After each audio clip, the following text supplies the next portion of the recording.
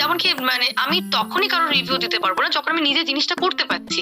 তো হঠাৎ করে দেখি একজন একটা রিভিউ পোস্ট করলো বিরাট বড়, তার নামটাও যায়, তাকে যদি আমার নামটা মনে থাকতো তাকে আমি সিরিয়াসলি আমি আজকে তাকে থ্যাঙ্কস বলতাম।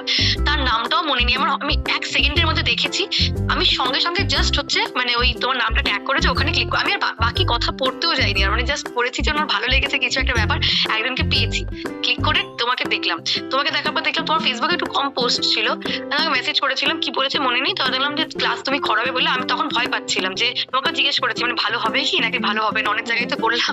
তখন তুমি বললে তুমি পেমেন্ট করে দেখো, ভালো না হলে পরে তুমি হচ্ছে মানে ছেড়ে দিও, কি আর করবে, বেশি কিছু তো হবে না।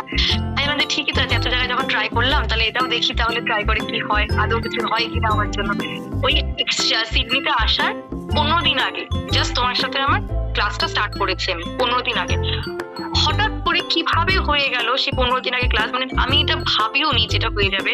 তো তারপরে তো ওই সিডনিতে মানে টিকিট ফিকিট এই সাথে ঝামেলার মধ্যেও ক্লাস করছি, সবার সাথে শপিং করতে গেছি, এখানে আসবো বলে সময় খুব কম ছিল আমাদের কাছে, ওই টাইমের মধ্যে শপিং মলে তোমার ক্লাস করছি। বাড়ির লোকরা ভাবছে বাবা আমার মেয়ে তো সেই পড়াশোনা করছে এখন, মানে মানে সিডনি যাওয়ার কথা শুনলো আর ইংরেজি শুরু করে দিল। বাট ব্যাপারটা সেটা না, আমি তো খুঁজছি অনেকদিন ধরেই।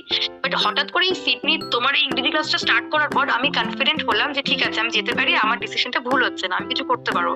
কিন্তু মধ্যে কথায় ভাবছিলাম যে আমি যদি জিনিস জানিও হাতের কাজ, কিন্তু আমি কাকে বোঝাবো, কি আমার বাংলা কথায় তো কেউ রাজি হবে না করার জন্য, আমাকে তো ইংলিশটা বুঝতে তো হবে যে কি বলছে লোকগুলো। তারপর তো আমি ফাইনালি তুমি ওখানে গিয়ে তুমি বেশ কিছু টুকটাক অ্যাচিভমেন্টও করেছো। হ্যাঁ তোমার কাছে আমি তারপরে দেখলাম তোমার ক্লাসটা, আবার দেখি আরেকটা স্ট্রাগল ওখানে, আবার একটা তোমাকে পাচ্ছিলাম না খুঁজে, হয়তো পেলাম তোমাকে, পাওয়ার পর দেখি রাত্রিবেলা 3টের সময় বলে ক্লাস। আর যে ইন্ডিয়া থাকাকালীন তো মানে তখন তো জানতাম ইন্ডিয়াতেই থাকবো, মানে হঠাৎ করে জানতে পারলাম থাকবো না, তোমাকে পেয়ে গেছি তারপরে জানতে পেরেছি থাকছি না। তো তারপরে দেখলাম যে মা এখন আবার জগন্নাথ থেকে ছেড়ে দিতে হবে, মানে এখন আমি কি মানে আপার 10টা মানে ওর ওখানে রাত 3টে, তখন ভোর 3টে। এখানে পৌঁছে দেখছি রাত্রি 3টের সময় ক্লাস, আমি এবার কি করবো, রাত্রি 3টে কি 5টার সময় হলে তাও একটা মানা যায়, রাত্রি 3টে মানে ঘুমবো কখন উঠবো কখন, কি ঝামেলায় পড়লাম আমি। এবার রাত্রেবেলা তাড়াতাড়ি করে ঘুমিয়ে যাচ্ছি, 8টার সময় ঘুমিয়ে যাচ্ছি, এবার ঘুমও পাচ্ছে না, এবার ঘুমোতে বলছি রাত্রি ঘুম আয় তুমি বললেন না যে গার্লফ্রেন্ডের কাছে ছুটে পাওয়া যায় না, ঘুমের কথা চিন্তা করলেও ঘুম আসে না। আলটিমেট কোনো দিন তো ঘুমও আসতো না, তোমার ক্লাস করতে করতেই কোনোদিন তাড়াতাড়ি করে উঠে গেছি, উঠে 4টা বেজে গেছে, ক্লাসের টাইম হয়ে গেছে। শীতকালে আবার টাইমিং আলাদা হয়, গরমকালে আবার টাইমিং আলাদা হয়, শীতকালে আবার 4টা, গরমকালে আবার 3টের সময় হয়। তো 2-2:30টার দিকে উঠতে হতো, উঠে ব্রাশ করতে করতেই কখনো তোমার ক্লাস করছে, তুমি আমার ভিডিও অন করতে বলে, তুমি ব্রাশ করছি ভিডিও অফ করছি, এই করতে করতে কোনো